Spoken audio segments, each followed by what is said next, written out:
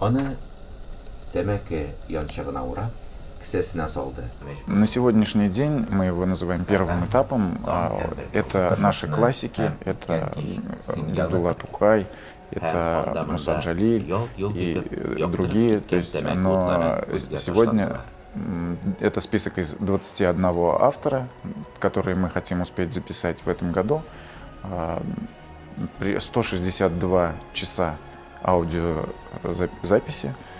А на следующий год мы планируем увеличить это количество, и технически у нас есть возможность записать порядка 600 часов аудиозаписей. Для озвучки мы их называем «золотые голоса». Это актеры, артисты театров Камала, театр Тинчурина, это дикторы телевидения и радио. Некоторые произведения уже на сайте есть, и их можно не просто послушать, а можно скачать на любой носитель и слушать уже там, где удобно. И с каждым днем работа сейчас кипит как раз, практически, наверное, каждый день будет какие-нибудь обновления.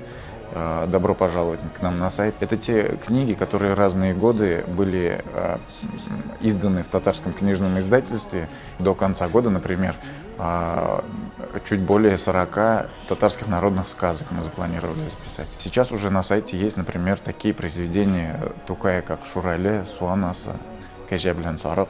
Помимо аудиокниг, у нас на нашем сайте более 1000 электронных книг в бесплатном режиме, также в разделе «Библиотека».